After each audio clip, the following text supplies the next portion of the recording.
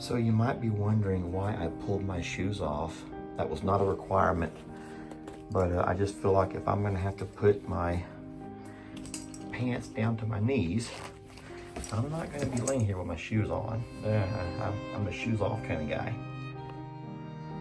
This is the calm before the storm. You know what today is, right?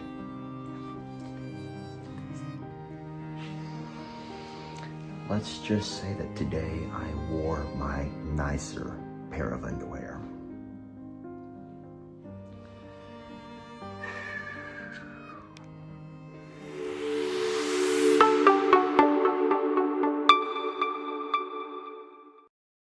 Okay, so let me give you a rundown on everything that you need to know, that I would like you to know as far as medical goes. First things first, you guys know that they never called me about the biopsy. Well, that's because I gave them the wrong phone number. Remember how I got a new phone number and I still have not learned it yet? So I gave them the wrong number. I had a couple of digits that were mixed up and all of that. But long story short, they have my correct phone number now, and my biopsy was fine. It was just eczema. Who would have thunk it? Lester had some eczema. But anyway, so I'm good as far as that goes. Thank you, Lord. I say thank you to the Lord. Also, all of my blood work come back wonderful as far as my age is concerned. You know, a little cholesterol here and there, but nothing of major concern. It did show that I was ready to receive another round of pellets. And then I didn't tell you guys about this last time. I didn't think it mattered, but in case you're wondering, the doctor did go down to a smaller pellet size for me. And the reason that we did that is because the larger pellets they just hurt, okay? And the smaller pellets have the exact same intensity, but they will not last as long, so there'll be less duration of time. I'll have to come in more frequently with this smaller pellet, but it didn't hurt near as bad in the procedure. The hardest thing about receiving the testosterone pellets is that you have to get in the most awkward position, and the doctor always wants to make sure that there's an assistant in there with him, and it's just a position. Don't make me demonstrate. Do not make me demonstrate. But picture an inchworm yet laying over on your side. And the doctor wants you to inchworm yourself to the edge of the table where he's sitting ready to work on your area. And you literally are positioned like an inchworm. But when the inchworm is not elongated, when the inchworm, I just think that some women are probably more okay with that position, and that's just not really a man position to get into. It's a very awkward position for a man to get into. Maybe not all men, but it's very awkward for this man. So the inchworm position, I don't know if that's a real thing or not, but I might have just invented a brand new position. So later on, when you have some free time, don't go do it now, unless you want to and no one's watching. Get yourself on the floor or onto your couch or onto your bed. Turn yourself over on your side, and then I want you to inchworm yourself to the edge of the bed. Inchworm, do that. And that's what I had to do today. And in this case, I had to inchworm my behind right there to the doctor, to where he was able to sit on his little stool and work. And that was just not very comfortable. So, no bath for 4 days, no swimming, no pond. I can only have a short shower. In 4 days, everything will be fine. So, all right, well, there you go, Lester's doctor visit. I'm sure this is all the news that you just could not do without today. Hey folks, Lester here, and today I'm gonna attempt something new that I've never done before with Chucky and our other bulls. You guys join me.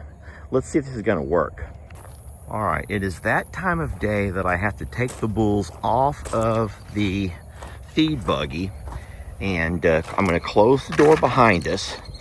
And what I'm gonna try to do is use this as kind of a, instead of a day on, day off, and moving the feed buggy in and out, I'm gonna actually just close that gate right there, the one where Chucky's standing. And how I'm gonna do that is hopefully by using my air blower. We've already learned that Chucky, he does not fear the spanky stick. Let's see if he'll fear this. Go. Get back. Get back. Chucky, you gotta go. Chucky, I want you to back up and close the gate.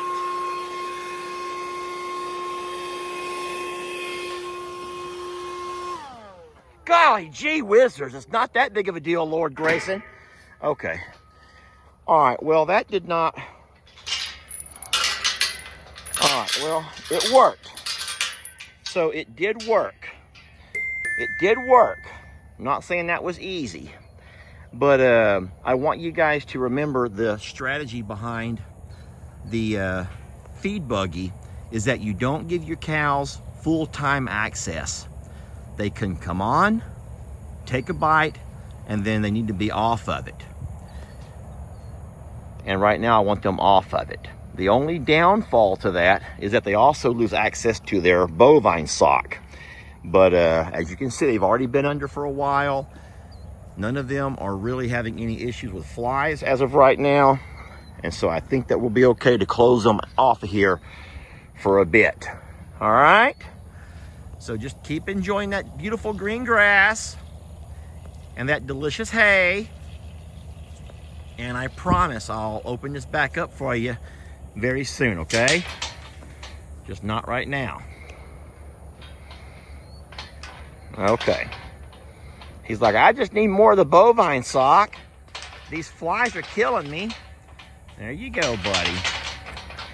All right, good. Well, that worked okay, friends. That worked okay.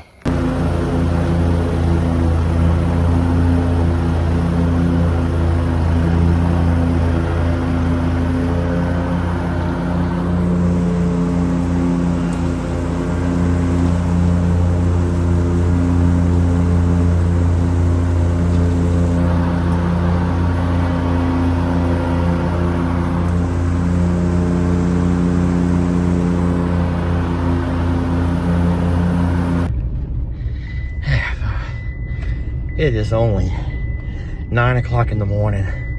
I got the feed buggy loaded and I am headed to the feed store because little bulls got to eat.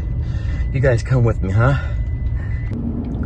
Yesterday, a lady on the comments said, thanks a lot, Lester, for sending us or giving us a taste of that Texas heat and humidity. I kind of laughed about that, but it's not funny. I know it's not funny, really. I had heard that every state east of the Rocky Mountains is experiencing just record high temperatures that you guys are not conditioned for, and I'm so very sorry. You know, here we can sometimes talk about how hot and how humid, etc., but we're also used to it. Our animals are used to it. But a lot of you guys up north are not. And I know that a lot of homes are not built for this kind, to find a way to, you know, escape this kind of heat, because you've never experienced heat like this before. So my heart goes out to you, it really does. But I'll tell you what, it's early this morning and already the heat, the humidity. You know, there's only one word that describes it. There's only one word that describes how you feel right now. Woo! That was the word. Woo! Yeah, that sums it up in a nutshell. In case you have never seen the inside of our feed buggy, this is the way it looks when it's empty. That little bar along the center over there has these little spinners on it.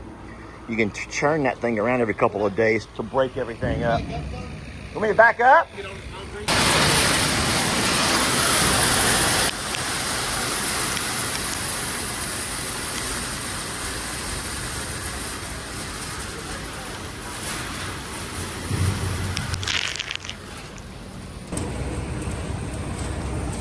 I can go ahead and address a question while we're here. You all know they make these protein licks that we keep out for our cows and horses most of the year. The reason we don't have them out right now is because you guys have seen Gemma and Talus and how sloppy of a mess they make when they eat them. And so unfortunately, we think that they're going to attract more flies. The last lick that we had out, it was such a sloppy mess that there were flies stuck. Flies were actually stuck to the molasses that was all over Gemma's face and body. And so she and Talus have never really learned how to use a protein lick the right way. So it's not a major thing. We think they get plenty in their diet and they're not showing any signs of a deficiency. So yeah, we're not really doing protein licks right now for any of our horses.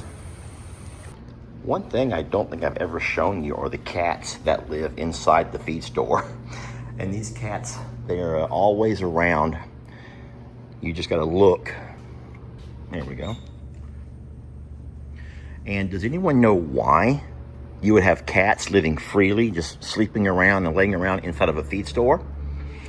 And you can find them both inside and outside. They come and go as they choose.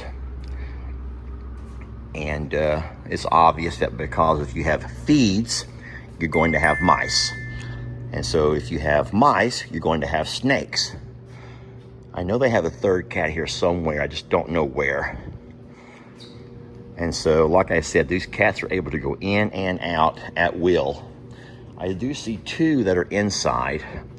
Let's go outside and see if we can find that third one. Martin just pointed out that the third cat is over here. How many you got total, Martin? There's 5 total cats here.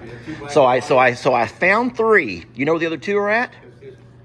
I see the black one, I see the white and black one, and I see the one over here on the window.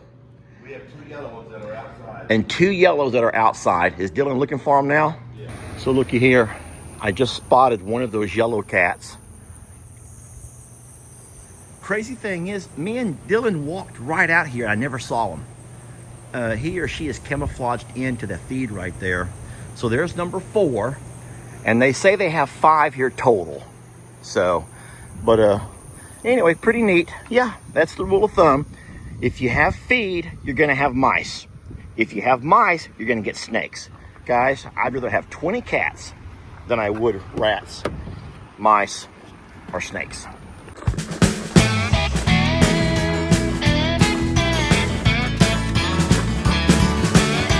Don't let your troubles fester. Come watch Longhorn Lester. Yeah, something like that.